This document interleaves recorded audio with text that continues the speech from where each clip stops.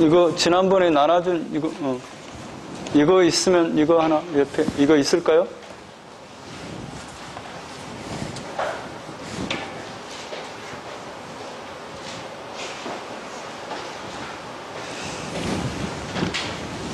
에스라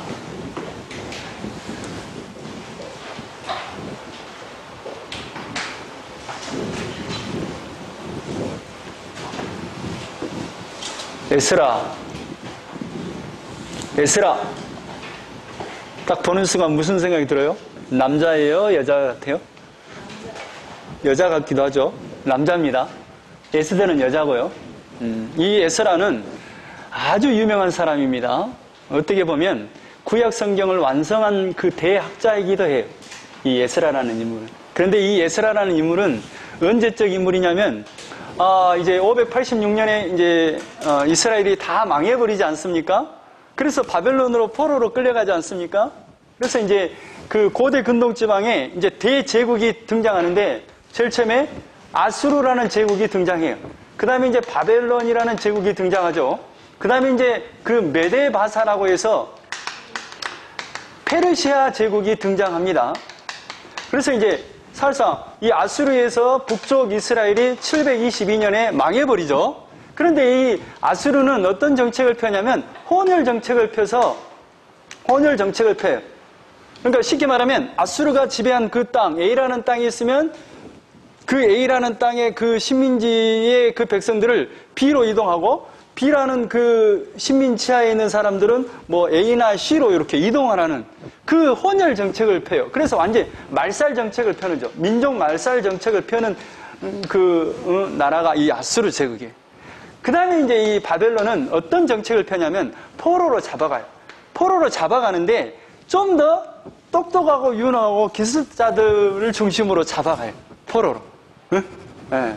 그런데 이제 이 아수르나 바벨론의 이 형태, 그러면 고대의 근동지방에서 일어난 그 전쟁은 어떤 전쟁이냐면 무슨 사람의 전쟁이라기보다도 이들의 의식 속에는 신의 전쟁으로 봐요. 그러니까 이들이 딱 그 침략을 하는 순간에 그 신들을 그대로 가지고 가요. 그래서 자기들의 만약에 이 바벨론 같은 경우도 그 이제 여호와 하나님의 신은 없잖아요. 그러면 그 성물을 그대로 갖다가 자기들이 믿는 신 밑에다가 놔두는 거예요. 그러면 이제 어떤 개념이냐면 그들의 의식 속에는 이제 자기들의 신 밑에 와 있고 그 식민지 된 그 신은 그 나라를 통치할 거라고 믿었어요. 네?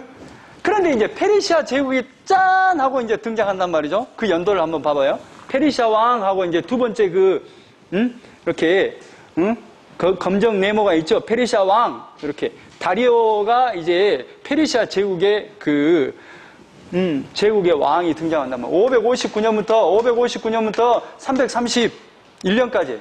그러면 이제 331년에 누가 이 페르시아를 쾅 하고 이제 정복을 해버리냐면 알렉산더가 정복을 합니다. 이제 헬라 제국, 이 메데바사 다음에 이제 헬라 제국이 등장하고 헬라 제국 다음에 이제 로마 제국이 등장하는 거죠. 자, 뭔 말을 하고 싶냐면 지금 이 페르시아 제국 때는 이들에게 포로로 잡혀오고 또 식민지들에게 어떤 정책을 펴냐면 이 고레스라는 사람이 이 민족, 그러니까 식민지로 이렇게 잡아온, 식민지로 만든 그 사람들을 어떤 정책을, 포용 정책을 써요.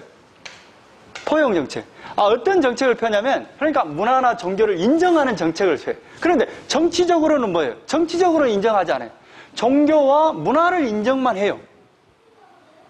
잘 들으세요. 이 고레스의, 그러니까 정치적으로는 정치적인 왕을 주는 건 아니죠. 그러니까 종교적으로는 인정을 한다 이 말이에요. 그러니까 이때부터 이 고레스는 여기는 뭐냐면 자기들의 신만이 유일한 신이다라는 개념이 있다면 여기부터는 다신론 사상으로 가버려요. 모든 신을 인정을 해요. 그래서 포용 정책을 펴서 바벨론으로 포로로 잡혀온 그 이스라엘의 백성들을 고레스가 딱 제국의 왕이 되자마자 뭘 선포하기 시작하냐면 고레스 칙령이라고 해서 지금 포로로 잡혀오고 지금 또 자기 나라에서 지금 흩어진 사람들을 지금 너희들 나라를 가서 너희들의 신들을 섬길 수 있도록 칙령을 내립니다. 이 고레스가. 그래서 이 538년에 그 칙령을 받고 딱 이제 귀환을 하는 내용이 이제 귀환을 하죠. 그 귀환은 1차, 2차, 3차로 나눠서 귀환을 해요. 그런데 바벨론에 의해서 이스라엘이 망할 때 몇 차에 걸쳐서 포로로 잡혀가냐면 그래서 이제 이 주보로 딱 이제 구성을 했습니다. 요시아 때 무기토에서 죽어버리잖아요. 바로에 의해서 죽어버리죠.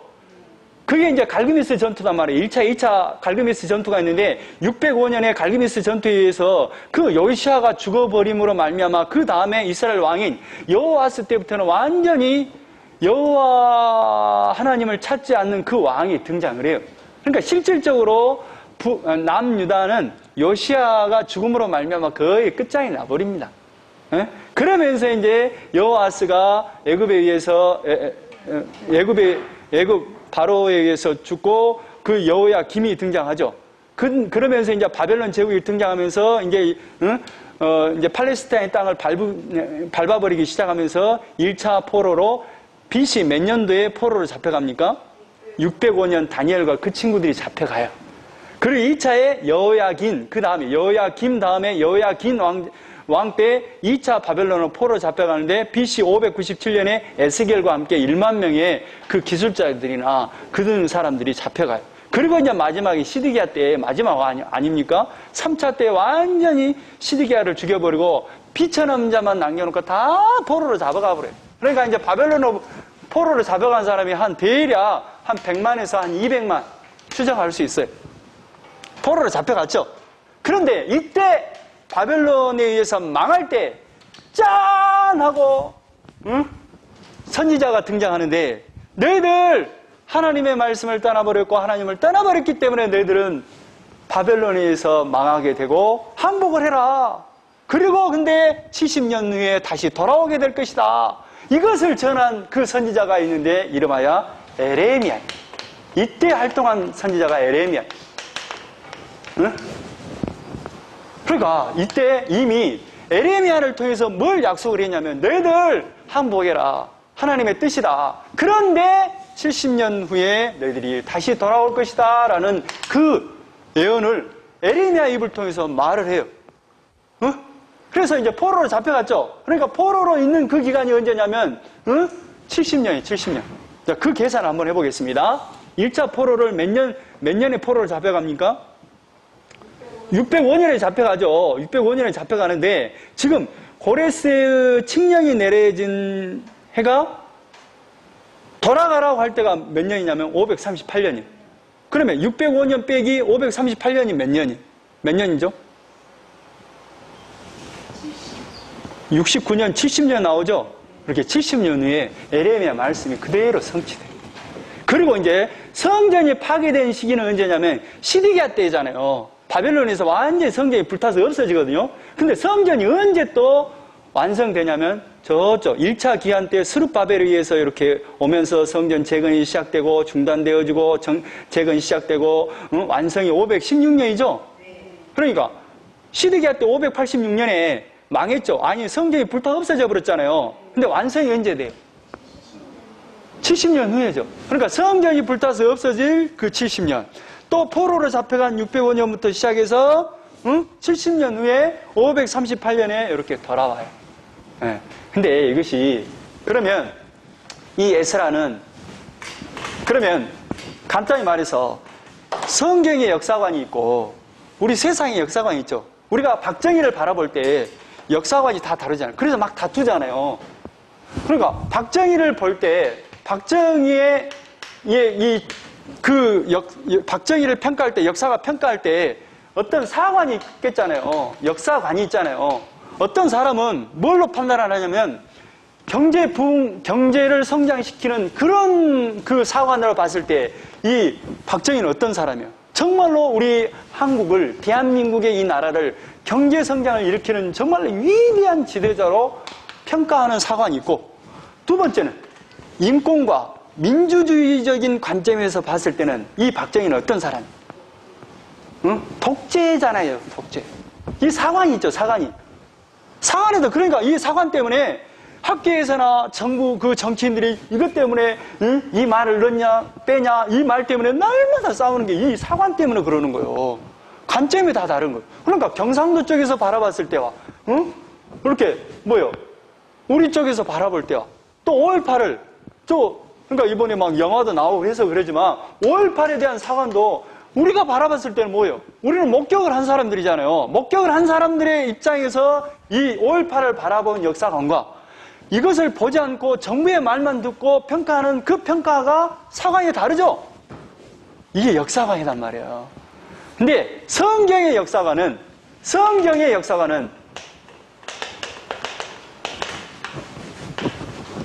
이게 우리나라는 이 평가가 막 엇갈리잖아요. 근데 성경은 창세기부터 계시록까지 역사관이 딱 하나야. 그게 뭐냐? 이 역사는 예수 그리스도를 통한 구원의 역사예요. 이 역사는 왜 그러냐? 하나님이 이 세상 모든 만물을 만들기 전에 하나님께서 예수 그리스도를 통해서 구원하겠다는 창세전의 언약을 가지고 이 세상을 창조하고 사람을 창조하기 시작했다 이 말이에요. 그러니까 이 세상과 모든 인간은 무엇을 위해서 살아야 되는 존재냐면 하나님의 계획과 하나님의 의도와 목적대로 살아야 되는 존재예요. 어려운 말로 말하면 하나님의 영광을 위해서 살아야 되는 존재라는 것으로 출발해요. 그런데 이게 왜 안 되냐? 우리가 죄 가운데 이렇게 놓이다 보니까 우리의 사관, 그러니까 우리는 뭘로 평가를 하냐면 우리 스스로 우리의 삶을 어떻게 평가하고 어떻게 살기를 원하냐면 우리 인간적인 그 사관을 가지고 우리를 바라보고 평가하고 우리가 살기를 원하는 거죠. 근데 하나님이 원하는 것. 구속사적인 관점이, 구속사적. 이게 어려운 말로 구속사적인 관점을 가지고 기록을 한다, 이 말이에요. 그러면 이제 에스라, 느헤미야가 이제 마지막 구약 성경의 역사서거든요. 응? 이러면 이제, 400년까지 이렇게 딱 기록을 하고, 이제, 이렇게 예수님 오시기까지, 이렇게 400년 동안 역사가 기록되지 않다가 이제 400년 뒤에 이제 오시거든요. 그러면 에스라와 느헤미야를 쓸 때 이 에스라, 이 대학자이면서 제사장인 이 사람은 어떤 관점에서 이제 포로 이후에 돌아와서 그 역사를 포로에서 돌아온 1차, 2차, 3차를 기록하거든요. 포로에서 돌아온 그것을 기록한단 말이에요. 1차 스룹바벨에서 돌아오고 2차 에스라에서 돌아오고 3차 느헤미야에서 돌아온 이것을 어떤 관점에서 기록하냐? 간단히 말해서 그냥 구속사적인 관점에서 기록할 거예요. 알든 모르든 그러잖아요. 구속사적인 관점에서 기록해요. 그러면 이 모형이 이스라엘 나라에서 가장 중요한 역사적인 그 중요한 모형은 뭐냐면 출애굽 사건. 하나님이 아브라함에게 너희 애굽에서 430년 동안 종살이 하고 4대 만에 다시 나오게 될 것이다. 그 약속을 하고 이스라엘 백성이 요셉이 국무총리일 때 그 가뭄이 들게 해서 야곱과 함께 70명의 가족들이 저기 애굽으로 가잖아요. 그렇게 내려간 것이 430년 동안 종살을 하게 됐다.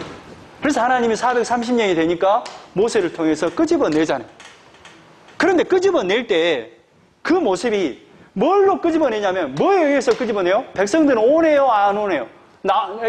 모세를 통해서, 아론과 모세를 통해서 하나님이 저쪽 지정한 곳에서 저 예배 드리기 위해서 우리 나가라 건다. 나오라 건다. 애굽에서 나오라 건다. 근데 백성들이 뭐라 그러냐면 안 가려고 그래요. 왜 그러냐면 여기서 살면 종이지만, 아니 쉽게 말하면 군대에서 어째요? 군대가 오히려 더 잘 먹습니다. 군대는 매주마다 고기를 두세 번씩 분명히 그냥 나오게끔 돼 있어요. 군대는 무조건 나옵니다.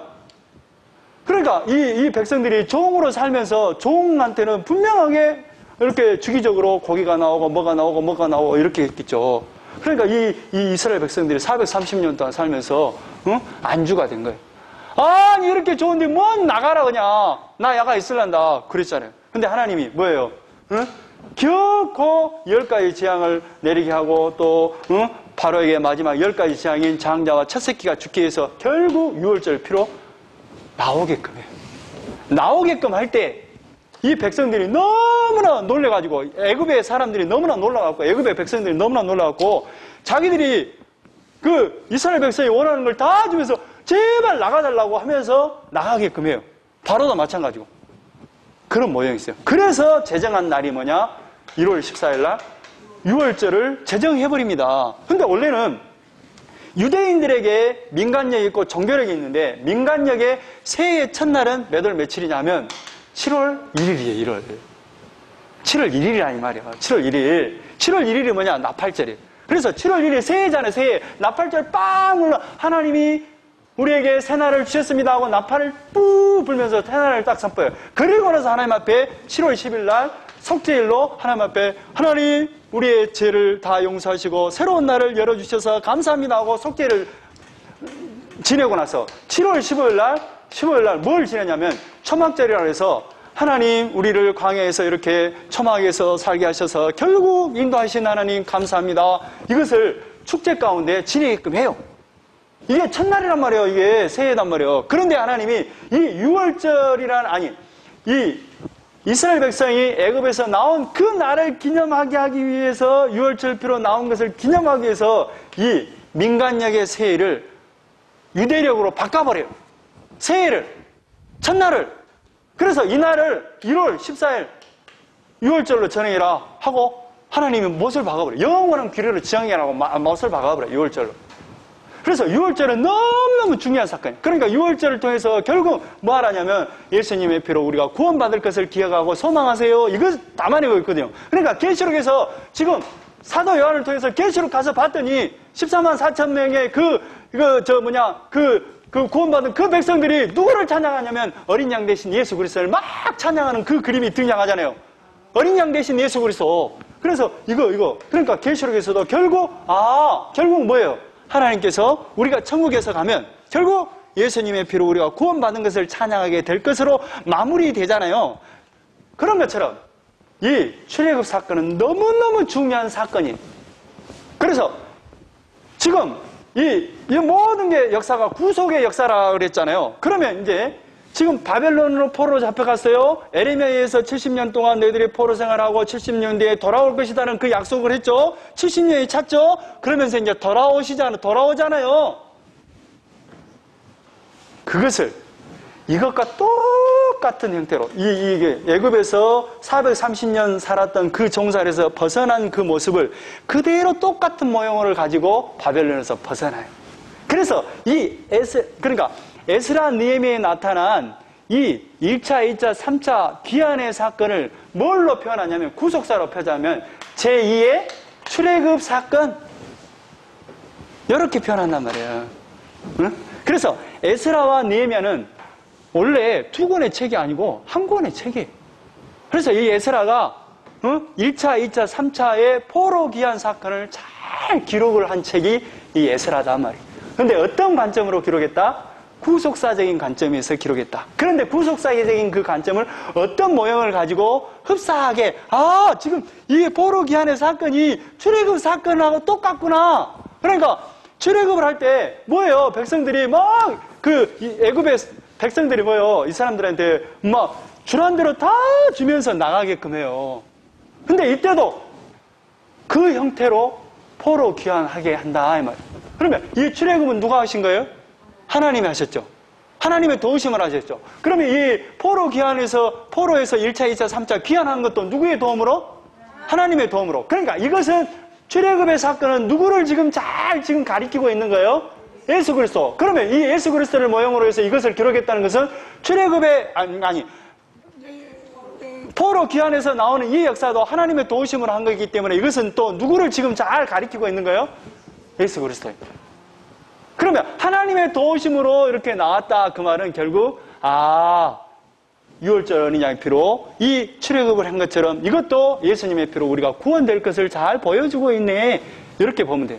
그러니까 에스라와 느헤미야는 한 권의 책입니다. 그런데 이제 후세 때 이걸 나누게 돼요. 왜 나누게 되냐면 이제 느헤미야 때 제가 한번 설명할게요. 그런데 에스라 느헤미야 때 들어간 게 뭐냐면 구성이 어떻게 됐느냐? 이렇게 돼요. 1차, 2차, 3차는 나눠졌죠? 그러니까 1차, 2차, 3차 바벨론에서 포로로 잡혀가죠. 그리고 돌아올 때 70년 후에 1차, 2차, 3차로 이렇게 나눠서 이렇게 들어온단 말이에요. 1차 때는 누구를 중심으로 해서 들어오냐면 수룹바벨을 중심으로 들어와요. 2차는 누구를 중심으로 해서 들어오냐? 에스라를 중심으로 해서 들어와요. 3차는 누구를 중심으로 들어오냐? 느헤미야를 중심으로 들어와요. 그래서 이 1차 때는 무슨 일을 하냐면 성전이 다 불타서 없어졌잖아요. 그러니까 516년에 뭐가 완성돼요? 성전을 완성해요. 보여지는 성전, 건물을 완성한다 이 말이에요. 성전을. 근데 이 에스라가 들어올 때는 뭘 건축하냐면 없어요. 근데 느헤미야 때는 뭘 건축하냐면 성벽을 건축해요. 근데 성벽은 그냥 성벽이 아니에요. 그때 당시에 성이라는 것은 그 사람들이 그 성을 꾸며서 거기서 생활을 하고 주거를 하고 도시를 형성하는 거예요. 성 이꼴 도시예요. 그러니까 이거 뭐예요? 도시를 건설한다 이 말이에요. 도시. 그러면 에스라는 뭘 했냐? 백성들에게 하나님의 말씀을 전하고 하나님의 말씀을 넘는 일을 하는 것이 이 에스라예요. 그러면 누구를 지금 건축하는 거예요? 백성을 하나님의 말씀으로 백성을 성전 삼는 일을 한다 이 말이에요. 여기서 성전, 여기서도 성전, 여기서도 뭐예요? 도시를 성전화시키는 일을 하는 것이 1차, 2차, 3차 포로 기한의 역사다 이 말이에요. 자, 한번 보겠습니다. 페르시아 왕 시대를 한번 보겠습니다. 그걸 한번 참고로 한번 보고 넘어가야 여러분이 좀 수월할 것 같습니다. 주보를 보시면 두 번째 검정 테두리 네모 있죠. 페르시아 왕에 대해서 나와요. 페르시아 왕은 이 정도 4명, 5명 정도만 알면 역사 가운데 이렇게 이해할 수 있어요. 559년부터 331년까지 한 220년 동안 페르시아가 저 인도, 애국, 아프리카 지역, 터키, 그리스 이쪽까지 완전히 다 정복을 해요. 이 어마어마한 대제국을 이룬 이 나라가 페르시아예요. 지금은 이란이에요, 이란. 그러니까 이란은 자존심이 굉장히 센 나라입니다. 왜 그러냐면 이 대제국을 이뤘던 나라잖아요. 응? 그러니까 이란이 자존심이 있어요. 웬만큼 건드려서는 꿈쩍하지 않는 나라예요. 그러니까 첫 번째 다리오 왕이 559년부터 530년까지 왕이 되는데 이제 바벨론을 정복하고 이스라엘 포로 귀환을 시키고 성전 기물들을 되돌려 보내기 위해서 수룹바벨을 앞세워서 보내는 일을 한 사람이 다리오예요. 그 다음에 이제 캄비세스가 등장하고 다리오 1세 때 성전 재건이 이제 중단됐다가 시작되고 완성될 때가 516년이에요. 나중에 하겠습니다. 아하수에로 왕 때가 이 아주 특이한 왕인데 이 에스더의 남편이에요. 이 에스더는 유대인이에요. 유대인. 이스라엘 학살하려던 하만의 음모로부터 보호해줘요. 이 아하수에르가. 그 다음에 이 아닥사스만 알면 됩니다. 아닥사스 때가 누구냐면 느헤미야가 아닥사스 왕의 술관원이었어요.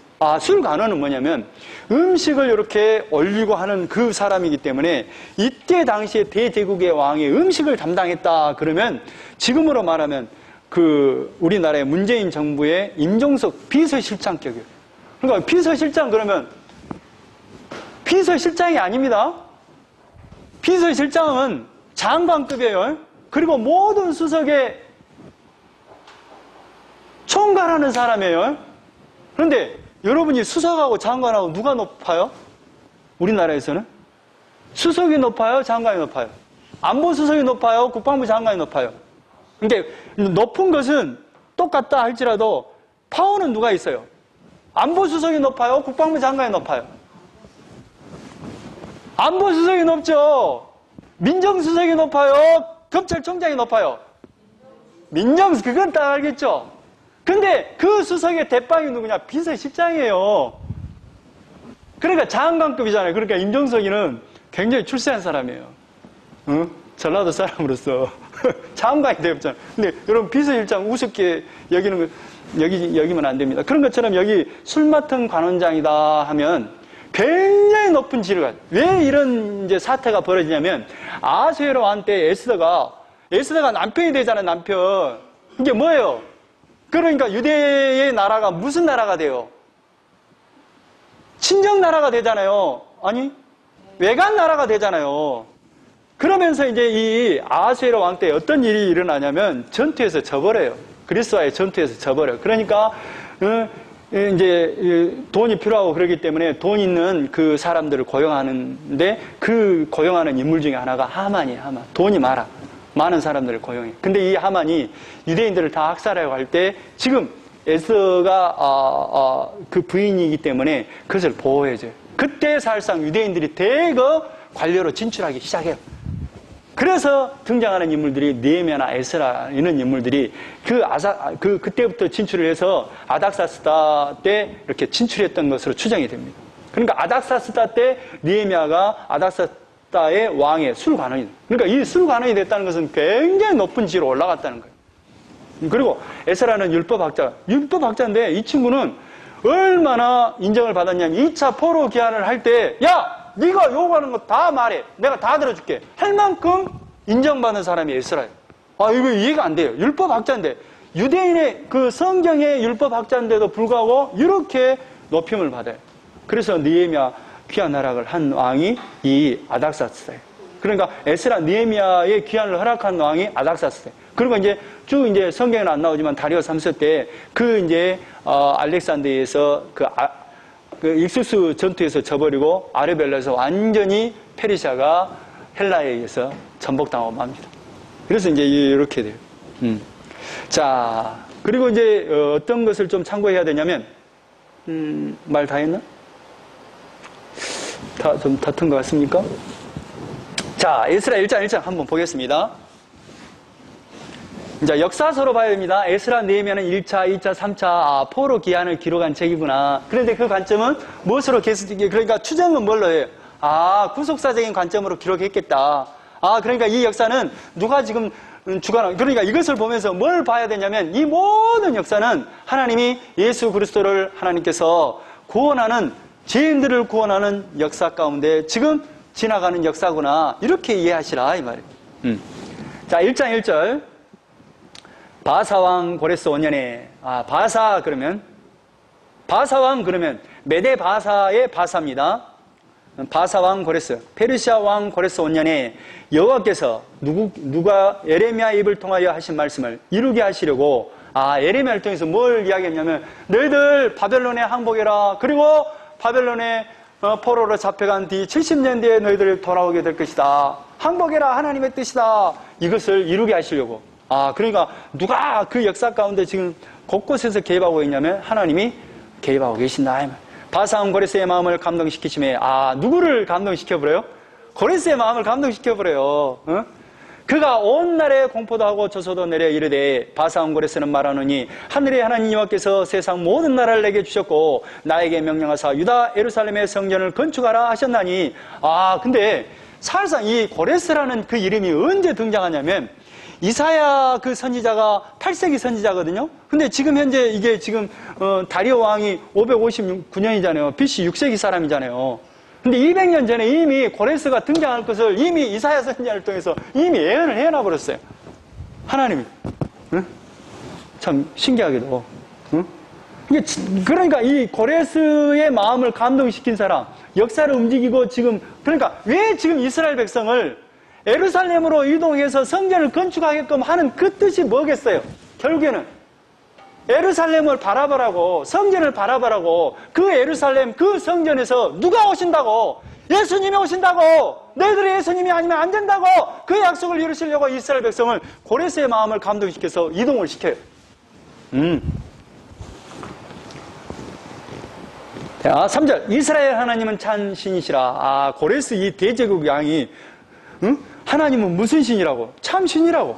너희 중에 그의 백성된 자는 다, 그러니까 백성된 자들은, 하나님을 섬길 자는 다 유다 예루살렘으로 올라가서 이스라엘 하나님 여호와의 성전을 건축하라. 그는 예루살렘에 계신 하나님이시라. 뭐하라고? 이 고레스가 칙령을 내려버리니까 꼼짝없이 다 갈 수밖에 없는 거예요. 그 남아있는 백성이 어느 곳에 머물러 사더니 그곳 사람들이 마땅히 은과 금과 그 밖의 물건과 짐승으로 도와주고 그 외에도 예루살렘에 세울 하나님의 성전을 위하여 예물을 기쁘게 드릴지니라. 그러니까 아까 지금 뭐예요? 출애굽을 할 때 뭐예요? 애굽에서 지금 바로에서 자자자 너희들 원하는 거 다 줄 테니까 나가라. 그리고 그 이스라엘 백성들이 요구하는 것을 애굽의 백성들이 다 요구하는 걸 다 받아줘요, 안 받아줘? 다 받아줘요. 그런 것처럼 그러니까 지금 현재 지금 출애굽한 그 모습과 지금 여기 바벨론에서 포로에서 귀환하는 그 모습이 아주 똑같이 기록하고 있다 이 말이에요. 뭐 하려고?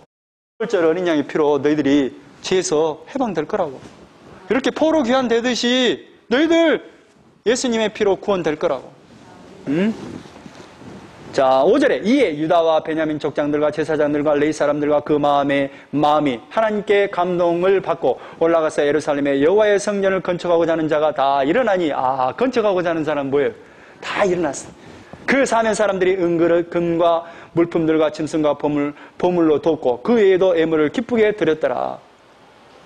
고레스 왕이 또 여호와의 성전 그릇을 끓이니. 그러니까 고레스 왕이 뭐냐면 지금 바벨론으로 이렇게 포로로 데려갈 때 성전에 그 기물들을 다 갖고 갔어요. 왜? 바벨론은 어떤 정책을 썼으니까? 포로로 잡아가는 정책, 좀 똑똑하고 그런 놈들을 잡아가고 또 그 신이라는 개념, 신이 없으니까 신의 어떤 그 조각상이 없으니까 그것을 기물들을 들고 가고 거기다가 딱 바벨론 신전에다 놔뒀단 말이에요. 그러니까 바벨론 신 밑에서 이스라엘을 잘 통치하겠지 여호와의 신이 이렇게 믿었단 말이에요. 그런데 그것을 뭐예요? 다 끄집어내가지고 다 보내주는 거예요. 자, 7절에 고레스 왕이 또 여호와의 성전 그릇을 꺼내니 이쪽에 느부갓네살이 예루살렘에 옮겨다가 자기 신들의 신당에 두었던 것이라. 이해되죠? 신들의 신당에 왜 둬요? 자기 밑에 이제 신민지로 되어 있던 쉽게 말하면 그 바벨론 신에 의해서 그 여호와의 하나님의 신이 지금 이렇게 포로로 잡혀갖고 그 신이 이제 포로된 그 신이 이스라엘 백성을 다스릴 거라고 믿었다는 거예요. 근데 그것을 뭐예요? 다 끄집어서 갖고 가라는 거예요. 근데 그러니까 페르시아 왕의 그 개념 자체가 이제 정치적으로는 너희들이 우리의 속국이지만 종교적으로는 이제 너희들의 신은 너희들이 알아서 믿도록 하는 거예요. 바사왕 고레스가 창고지기 미드르닷에게 명령하여 그 그릇들을 꺼내어 세워서 유다 총독 세스바살에게 넘겨주니. 여기 이제 총독은 스룹바벨의 또 다른 이름으로 볼 수 있습니다. 그러니까 스룹바벨의 바벨론식 이름이 세스바살이. 이게 넘겨주니 그 수는 금 접시가 30개요, 은 접시가 1000개요, 칼이 29개요, 금 대접이 30개요. 쭉 해서 11절에 금, 은 그릇이 모두 5400개라. 사로잡힌 자를 바벨론에서 예루살렘에 데리고 갈 때 세스바살이 그 그릇들을 다 가지고 갔더라. 그러니까 그릇들은 뭐예요? 성전의 기물들을 다 갖고 가는 거예요. 종교적으로 이제 해방되는 거예요. 그러니까 이때부터 뭐가 발달하기 시작하냐면 지금 예수님 시대를 짠 보면 지금 누가 이렇게 총독이나 그런 사람들보다 더 위에 있는 사람들이 누구냐면 대제사장. 그러니까 이때부터 사실상 이제 정치적으로는 힘을 못 써요. 왜? 포로를 식민 지하에 있으니까. 누가 지금 그 실세 역할을 하냐면 종교인이 실세 역할을 한다 이 말이에요. 그래서 대제사장이 실세 역할을 할 거 아니에요. 그때부터 사독계열 대제사장의 이름으로 지금 신약 시대는 누구의 계열로 오냐면 대제사장이 사두개파 가 형성된 게 여기 대제사장 계열로 이렇게 오는 거예요. 사두개파가. 2장 1절 이쪽에 바벨론 왕 느부갓네살에게 사로잡혀 바벨론으로 갔던 자들의 자손들 중에서 노임을 받고 예루살렘과 유다 도로 돌아와 각자의 성읍으로 돌아간 자. 그래서 이제 그 명단들이 돌아온 자들의 명단들이 쭉 나열돼요. 그래서 계산을 했더니 64절에 온 회중의 각기가 42,360명이요 그 외의 남종과 여종이 7,337명이요 노래하는 남녀가 200명이요 이렇게 쭉 합해봤더니 49897명이더라 이 말. 이렇게 돌아왔다 이 말. 자 68절에 어떤 족장들이 예루살렘에 있는 여호와의 성전터에 이르러. 여호와의 성전터에 딱 이르렀더니 뭐가 있어요? 성전터가 어떻게 됐겠어요? 불타서 없었겠잖아요. 아무것도 없겠잖아요. 그러니까 예루살렘에 있는 여호와의 성전터에 이르러 하나님의 전을 그곳에 다시 건축하려고 예물을 기쁘게 드리되 힘 잘하는 대로. 힘 잘하는 대로는 뭐냐면 자기의 할 수 있는 대로 공사하는 금고에 드리니 금이 61,000 다릭이요. 다릭은 이제 다릭은 페르시아 화폐 단위입니다. 은이 5,000만에요. 제사장의 옷이 100벌이었더라. 이것을 이렇게 드린 거예요. 자기가 원하는 대로 이에 제사장들과 레위 사람들과 백성 맷과 노래하는 자들과 문지기들과 느비님 사람들이 각자의 성읍에 살았고 이스라엘 무리도 각자의 성읍에 살았다. 여기서 느디님 사람들이 나오는데 느디님 그 뜻 자체가 주어진 자, 그 제사장 수발을 하는 자, 종, 수발을 드는 자라는 뜻이에요. 그러니까 이 레위 사람들의 수발을 드는 사람들이 이렇게 따라온 것 같아요. 자, 3장. 이스라엘 자손이 각자의 성읍에 살았더니 7째 달에, 무슨 달에? 아까 7째 달이면 민간적으로 보면 무슨 날이라고 했어요? 새해라 했죠. 새해. 그러니까 7째 날이 딱 되면 나팔절, 7월 10일 날 석제일, 7월 15일 날 초막절이 시작되면서 7월 달은 축제일. 응? 하나님이 우리에게 새날을 주셨고 초막절이라는 의미는 뭐냐면 지금 우리를 속죄하시고 초막절을 통해서 하나님께서 그 애굽에서 우리를 광야 생활을 인도하신 하나님, 이런 의미가 있단 말이에요. 뭐인지라. 다 예루살렘에 모였습니다. 그런데 22절에 여사닥의 아들 에사와 그의 형제 제사장과 스알들의 아들 스룹바벨과 그의 형제들이 다 일어나 이스라엘 하나님의 제단을 만들고, 뭘 만들었어요? 거기다 제단을 만들어. 그냥 무슨 성전을 만든 게 아니에요. 그냥 제단, 하나님 앞에 지금 속죄를 드리기 위해서 제단을 만든 거예요. 예배 드리기 위해서. 하나님의 사람. 그러니까 제단의 의미는 어떤 의미가 있냐면 지금 제단의 의미는 뭐예요? 어린 양의 피로 우리가 구원받을 것을 믿고 소망하는 거 아니에요. 응? 그러니까 제단을 만들었다는 그 의미는 뭐냐면 우리의 소망은 예수 그리스도밖에 없어요. 그런 의미가 있어요. 하나님의 사람 모세의 율법에 기록된 대로 번제를 그 위에서 드리려 할세. 그러니까 제단을 만들어 놓고 임시 제단을 만들어 놓고 번제를 드렸다 이 말.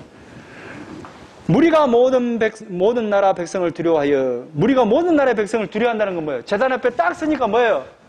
우리가 하나님을 떠나서 정말로 하찮은 그 나라에 의해서 우리가 포로로 잡혀갖고 우리가 생고생을 했네. 그게 두려운 거예요. 하나님을 떠나버린 것에 대한 두려움.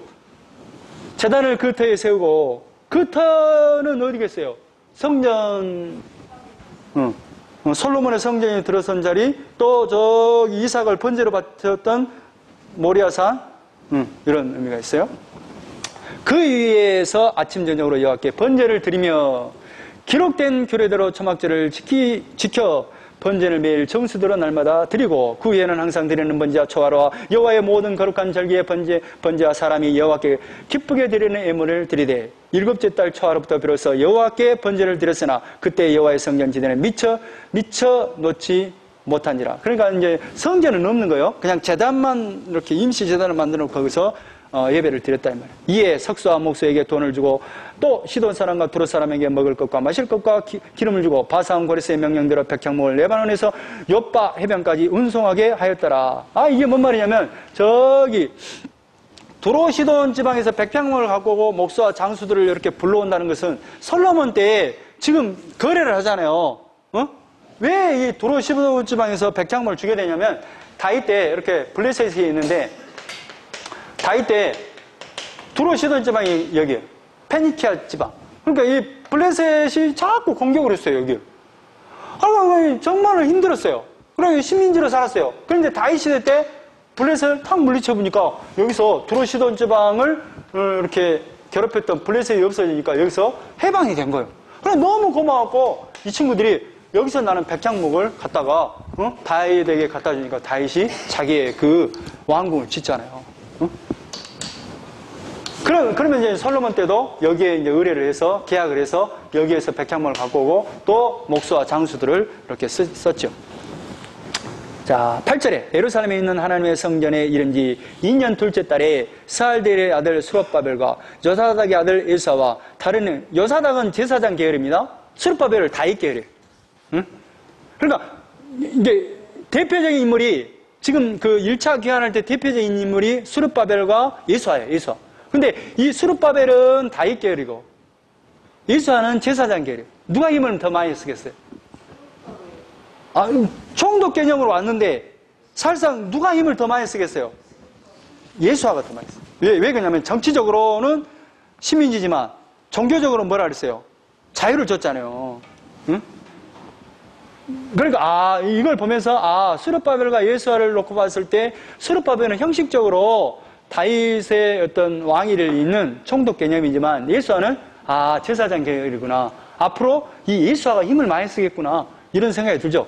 다른 형제 제사장들과 레위 사람들과 무릇 사로잡혀 갔다가 예루살렘에 돌아온 자들이 공사를 시작하고 20세 이상의 레위 사람들을 세워 여호와의 성전 공사를 감독하게 합니다. 그러니까 이제 성전 건축을 시작한 거예요. 돌아와서 2년 만에. 그러니까 돌아와서 시작한 538년에 고레스 칙령이 내려지고 2년 만에 성전 건축을 시작해요. 그게 이제 536년이죠. 536년. 시작하고 20세 이렇게 레위 사람들로 감독하게 했어요. 9절에 이에 에사와 그의 아들들과 그의 형제들과 감멜과 그의 아들들과 유다 자손과 헤나다 자손과 그의 형제 레위 사람들이 일제히 일어나 하나님의 성전 일꾼들을 감독하니라. 건축자가 여호와의 성전에 기초를 놓을 때에 이제 기초를 딱 놓기 시작해요. 근데 이 이스라엘 나라의 그 건축법은 우리하고 달라요. 그러니까 우리는 뭐예요? 기초를 놓을 때 이렇게 기초부터 치잖아요. 그리고 이제 기둥을 세우잖아요. 근데 그 이스라엘 나라의 건축법은 그런 게 아니에요. 우리가 이제 맞아요. 모퉁이 돌, 머릿돌부터 놔요. 우리는 뭐예요? 다 완성되면 이 머릿돌을 놔서 준공 몇 월 며칠 몇 월 날 감리 누구누구 이렇게 쓰잖아요. 머릿돌에다. 그런 개념이 아니에요. 이스라엘은 머릿돌부터 딱 놓기 시작해요. 응? 그러니까 이건 뭐예요? 완성을 의미해요. 완성. 시작과 완성을 의미한다 이 말이에요. 그러니까 성전의 기초를 딱 놓을 때 그 기분이 어떻겠어요? 포로로 돌아왔는데 이제 우리가 성전을 버려버려서 우리가 성전에 우상을 지어버려서 우리가 포로로 잡혀가고 가진 고생을 했는데 이제 돌아와서 보니까 이제 하나님의 은혜로 성전의 기초를 딱 놓기 시작하잖아요. 제사장들은 내복을 입고 나팔을 들고 아삽 자손 레위 사람들은 재금을 들고 서서 이스라엘 왕 다윗의 귀로 들어 여호와를 찬송하되 찬양으로 화답하며 여호와께 감사하여 이르되 주는 지극히 선하심으로 그의 인자심이 이스라엘에게 영원하시도다 하니 모든 백성이 여호와의 성령 기초가 놓임을 보고 여호와를 찬송하며 큰 소리로 즐거이 부르며. 그러니까 뭐예요? 그러니까 여호와 찬양을 하는데 주는 지극히 선하심으로 그의 인자심이 이스라엘에게 영원하시도다. 하나님의 은혜가 영원하다. 하나님의 약속은 영원하다. 예수 그리스도로 우리를 구원하는 것은 하나님의 약속대로 그대로 이루어진다. 이 말이에요. 그러니까 백성들이 찬양하고 큰 소리로 즐거워해요. 22절에 제사장들과 레위 사람들과 나이 많은 족장들은 첫 성전을 보았으므로 이제 이 성전의 기초가 놓임을 보고 대성통곡가 했으나, 그러니까 이게 대성통곡한 사람이 있고 여러 사람은 기쁨으로 크게 함성을 지르니, 그러니까 이제 그 성전, 솔로몬의 성전을 봤던 사람들은 정말로 이렇게 완전히 불타 없어진 그걸 보면서 슬퍼도 하고 또 기뻐도 하고 이랬다는 거예요. 응? 13절에 백성이 크게 외치는 소리가 멀리 들림으로 즐거이 부르는 소리와 통곡하는 소리를 백성들이 분간하지 못하였더라. 4장 1절 사로잡혔던 자들의 자손이 이스라엘의 하나님 여호와의 성전을 건축한다음을 유다와 베냐민 대적이 듣고, 근데 포로 귀환을 딱 해서 돌아왔더니 거기서 지금 이스라엘 땅에 살고 있는 사람이 있을 거 아니에요. 그런데 살고 있는 사람이 어떤 사람이냐? 보세요. 역사적으로 아까쯤에 아수르를 이야기하는 것은 아수르 정책이 어떻게 되냐면, 아수르가 여기에서 이쪽 다 지배를 할 때 A라는 그 식민지 사람들을 B라는 곳에 이동을 하고 B라는 사람들을 C나 A로 이동을 해버리잖아요. 혼혈 정책을 쓰잖아요. 그러니까 북쪽은 722년에 망해버릴 때 아수르에 의해서 망했잖아요. 그러니까 이 사람들이 다른 나라 사람들이 막 이렇게 섞여 있을 거 아니에요. 그런데 이 섞여 있는 사람들이 딱 와서 보니까 뭐에 좋아버리냐면 이 북쪽에 온갖 우상 숭배를 다 성경에 썼던 거야. 그러니까 가서 보니까 자기가 믿는 그 신이, 자기는 신에 의해서 완전히 이제 버림을 받았다고 생각했는데 와서 보니까 자기의 신이 있는 거야. 그러니까 사실상 이 북이스라엘 사람들이 그 우상 숭배했던 그것을 그대로 갖다가 우상 숭배를 하면서 살게끔 됐어요. 그런데 이 사람들이 지금 이스라엘 나라 남유다가 예루살렘에서 이제 성전에 기초를 놓고 지금 여호와의 신을 믿는 그 성전을 기초한다고 하니까 이 사람들이 와서 뭐라 하냐면 우리도 같이 하자. 우리도 여기 성전 건축할 수 있도록 해주라 하고 오는 거야. 그러면 이렇게 지금 포로 귀환한 이 이스라엘 백성들은 뭐라고 반응을 해야 될 것 같아요? 여러분이? 근데 이 사람들의 생각 속에는 뭘로 개념하냐면 이 모든 온갖 신 중에 이 여호와의 신의 하나에 또 성전이 생기구나. 잡신을 믿잖아요, 그들은. 그러니까 뭐예요? 우리도 숟가락 얹어서 여호와의 신도 믿자 하면서 이제 달라들기 시작하는 거야. 응? 3절에 스룹바벨과 여호수아와 기타 이스라엘 족장들이 이르되 우리 하나님의 성전을 건축하는데 너희는 우리와 상관이 없느니라. 뭐라고 말해버려요? 스룹바벨과 여호수아는 너희들은 우리 여호와의 신과 상관이 없는 사람이다. 응? 바사왕 고레스가 우리에게 명령하신 대로 우리가 이스라엘의 하나님 여호와를 위하여 홀로 건축하리라. 뭐 해버려요? 복음은 이렇게 응? 범신론과 함께 섞일 수 있다 없다? 없다. 우리의 구원은 다른 걸로 있다 없다. 예수 그리스도밖에 없다. 이걸 말하고 싶어요. 4절에 이로부터 그 땅 백성이다. 백성의 손을 약하게 하여 그 건축을 방해해. 그러니까 이 사람들이 성질을 하니까 건축하는 걸 막 방해하기 시작해. 그래서 5절부터 저쪽에 어디까지 있냐면 23절까지 방해한 내용을 쭉 나열해. 고레스가 나열을 해. 5절에 바사왕 고레스의 시대부터 바사왕 다리오가 즉위할 때까지 관리들에게 뇌물을 줘 그 계획을 막았으며 그러니까 그때도 이렇게 괴롭혔고 또 6절에 아하수에로 즉위할 때도 괴롭혔고 7절에 아닥사스다 때에 비스람과 미드르닥과 다브엘과 그의 동료들이 바사왕 아닥사스다에게 글을 올렸으니 그 글은 아람 문자 아람 방언으로 써서 진술하였더라. 지금 아닥사스다는 언제적의 인물이냐면 저쪽에 지금 성전 건축과 전혀 상관이 없는 인물이에요. 근데 왜 여기 아닥사스다 때 지금 괴롭혔던 일을 기록하냐면 지금 고레스 때, 다리오 때, 아하수에로 때, 아닥사스 때 이렇게 괴롭혔다. 이 사마리아에 살던 사람들이 이걸 지금 말하려고 해요. 그래서 샘플로 하나 딱 이렇게 끄집어내는 것이 아닥사스다 때 어떤 일이 있었느냐면 그들에게 왕에게 조서를 보내요. 뭐라고 조서를 보내냐? 뒤에. 자, 11절에 아닥사스다 왕에게 올린 그 글의 초본은 이러하니 강 건너편에 있는 신하들은 왕에게 아뢰나이다 이렇게 조서를 보냈다는 거예요. 성전 건축을 할 때. 그러니까 이게 지금 느헤미야 때를 보면 아닥사스다 때는 그 성벽을 건축할 때거든요. 성벽을 건축할 때 이들이 왕한테 편지를 써서 이렇게 올렸다. 이렇게 괴롭혔다. 이걸 말하는 거예요. 이 말의 요지는 뭐냐? 이들이 만약에 성전도 건축되고 성벽도 건축될 것 같으면 왕이셔 큰일 납니다. 왜 큰일 나냐? 생각해 보십시오. 솔로몬 때 다윗 때 우리가 정말로 솔로몬 다윗 때 조공을 바치고 그런 나라 아니었습니까? 이 나라가 성전이 건축됐고 이제 성벽이 건축돼 버리면 이제 이 나라가 당신 나라로부터 독립하게 될 겁니다. 독립해서 당신을 괴롭히게 될 겁니다. 그래도 이걸 허락할라요. 이렇게 조서를 보냈다는 것을 지금 그 사례로 샘플로 이야기를 하는 내용이에요. 13절 이제 왕은 아시옵소서. 만일 이 성읍을 건축하고 이 성곽을 완공하면 저 무리가 다시는 조공과 관세와 통행세를 바치지 아니하리니. 뭐예요? 이 사람들이 이제 성벽 건축하고 성전도 건축했는데 성벽까지 건축해버리면 도시가 완성돼버리면 이들은 당신 거부하고 통행세 세금도 안 내볼 것이요. 이 말이에요. 그러니까 결국 왕들에게 손해가 될 겁니다. 16절에 이제 감히 왕이 아뢰오니 이 성읍이 중건되어 성곽이 중건되면 이로 말미암아 왕의 강 건너편 영지가 없어지다.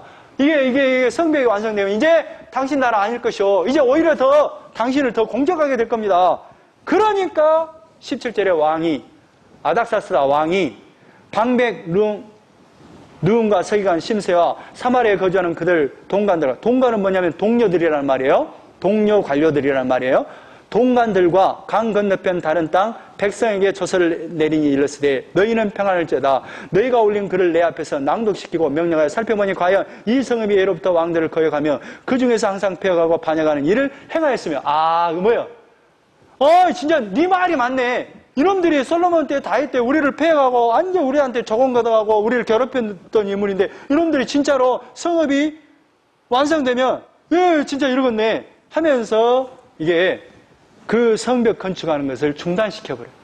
그렇게 괴롭혔던 그 내용처럼 지금 성전을 건축할 때도 지금 그렇게 심각하게 괴롭혔다 그 말을 하고 싶어요. 이 저자는 에스라 선지자는 에스라 학자는 24절에 이에 예루살렘에서 하나님의 성전 공사가 바상 다리오 제2년까지 중단이라. 그러니까 534년에 시작해갖고 520년 14년 동안 중단이 돼버려요. 중단이. 응? 그러니까 이제 누가 등장하겠어요? 5장에.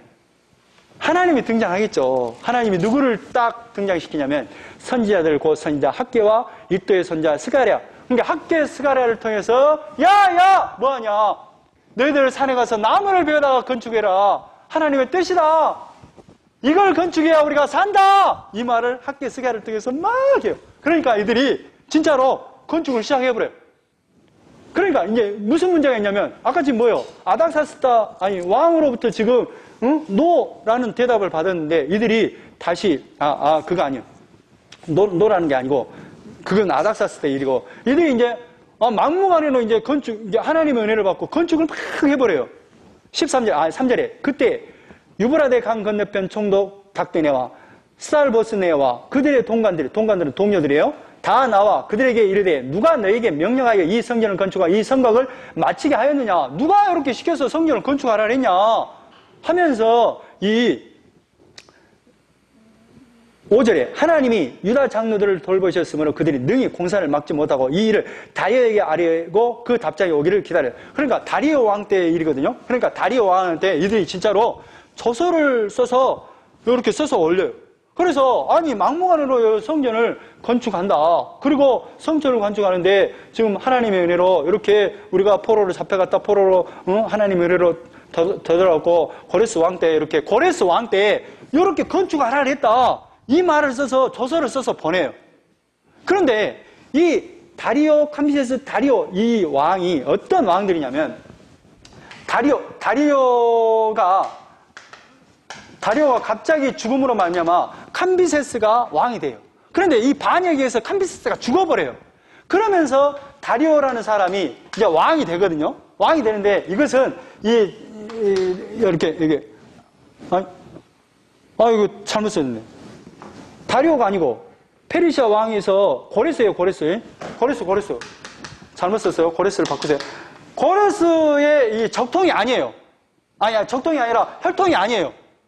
그러니까 이 다리오로서는 어떤 것이냐면, 내가 고레스의 적통이다, 이걸 지금 증거하는 것을 증거하려고 막 해요. 백성들 앞에서. 이런 왕이에요. 이 다리오라는 왕이. 내가 적통이다. 왜 그러냐면 혈통이 아니기 때문에. 혈통이 아니라 지금 그 먼 사천경인 이 사람이 왕이 되거든요. 고레스에. 그러니까 이 사람으로서는 내가 정말로 뭔가를 정책을 해서 고레스와 똑같은 적통이고 또 그 고레스의 그 정책에 맞게 내가 지금 왕을 하고 있다, 이걸 백성들한테 보여주기를 원하는 왕이 다리오 왕이에요. 그런데 이 친구들이 성전을 막무가내로 이제 하나님의 은혜를 받고 성전을 건축할 때 지금 주변에 있는 그 총독들이 그 다리오 왕한테 조서를 보낸 거예요. 이 막무가내로 이렇게 하여, 그리고 이 막무가내 하면서 고레스가 이렇게 칙령을 내려서 성전을 건축하라고 했다는데 한번 알아보시오. 거짓말까지 한가 하고, 이제 다리오가 그걸 알아보기 시작했을 거 아니에요. 6장 1절에 이에 다리오 왕이 조서를 내려 문서창고 곧 바벨론의 보물을 쌓아둔 보물 정각에서 조사를 하게 하여. 그러니까 조사를 한 거예요. 근데 조사를 해봤더니 고레스가 보낸 그 문서를 봤더니 그게 나와 있을까요? 안 나와 있을까요? 나와 있어요. 그러니까 다리오스는 뭐예요? 왜? 고레스가 진짜 명령을 내려놨네? 그러니까 뭐라고 명령을 하냐?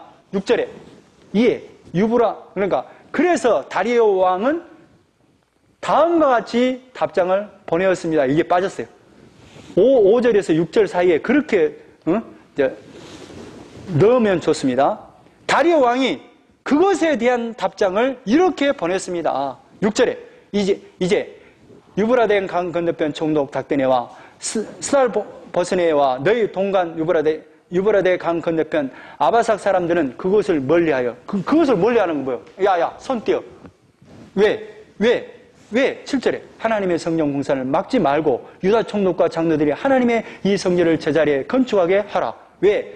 내가 또 조서를 내려서 하나님의 이 성전을 건축함에 대하여 너희가 유다 사람의 장로들에게 행할 것을 알리노니 왕의 재산 곧 유브라데 강 건너편에 거둔 세금 중에서 그 경비를 이 사람들에게 끊임없이 주어 그들로 멈추지 않게 하라. 왜 그러냐면 고레스의 문서에 이미 나와 있기 때문에 너희들 손 떼고 너희들 세금도 걷지 마. 또 뭐래냐? 9절에 또 그들이 필요로 하는 것 곧 하나님이 하늘의 하나님께 드릴 번제와 수송아지와 순양과 어린 양과 또 밀과 소금과 포도주와 기름을 예루살렘 제사장의 요구대로 어금없이 날마다 주어라.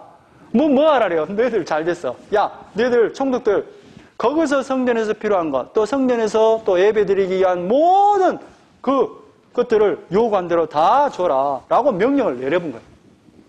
응? 이게 누가 한 거예요? 그러니까 6월절 어린 양피로 지금 애굽에서 430년 동안 이렇게 포로 잡혀 있는 사람들을 누구의 인도하심으로 이렇게 애굽에서 나온 거예요? 하나님. 그런 것처럼 지금 누구의 도움으로 성전이 건축된 거예요? 하나님. 그 성전은 누군데? 결국 오실 자 예수 그리스도인데 그것을 건축하겠다는 거예요. 그리고 계시록 때 새 신부 새 예루살렘으로 될 그 성전은 누군데? 교회를 그렇게 건축하고 말 거예요, 이 말이. 좀만 합시다. 6장까지만 하면 돼요. 13절. 다리오 왕이 조서가 내림에 유브라데강 건너편 총독 닥데네와 스달보스네와 그들의 동관들이 신속히 준행하여. 그러니까 그대로 왜 왕이 명령하니까 했을 거 아니에요. 그래서 이제 성전이 건축됩니다. 다리오 6년에 건축되고 봉헌식을 짠 하고 올려요. 17절에 하나님의 성전 봉헌식을 행할 때 수소 100마리와 순양 200마리와 어린 양 400마리를 드리고 또 이스라엘 지파의 수를 따라 순염소 12마리로 이스라엘 전체를 위하여 속죄제를 드리고. 그러니까 포로 귀환할 때 몇 지파가 귀환했을 것 같아요? 크게 유다와 베냐민 두 지파를 중심으로 했을 거죠. 근데 하나님 앞에 속죄제를 드릴 때는 몇 지파를 드려요? 12지파를 드려요. 19절에 사로잡혔던 자의 자손이 첫째 달 14일에 뭘 지켜요? 유월절을 지켜요. 응? 자, 보세요. 우리가 지금 예수님의 피로 구원받아서 천국에 가서 누구를 찬양해요? 어린 양 대신 예수 그리스도를 찬양하잖아요. 계시록 보면 그 구원받은 그 백성들이 하나님 앞에서 막 찬양하잖아요. 어린 양을 찬양하잖아요. 그러니까 유월절을 지켰다는 건 뭐예요? 유월절 피로 우리가 애굽에서 구원되었고 바벨론에서 귀환했고 또 예수님의 피로 죄에서 해방되어서 하나님의 나라 왔군요. 감사합니다. 이 찬양을 유월절 그 절기로 이렇게 나타낸다. 21절 사로잡혔다가 돌아온 이스라엘 자손과 자기 땅에 사는 이방 사람의 더러운 것으로부터 스스로를 구별한 모든 이스라엘 사람들에게 속하여 이스라엘 하나님 여호와를 찾는 자들이 다 먹고. 그러니까 유월절 어린 양의 잔치소에서 유월절 그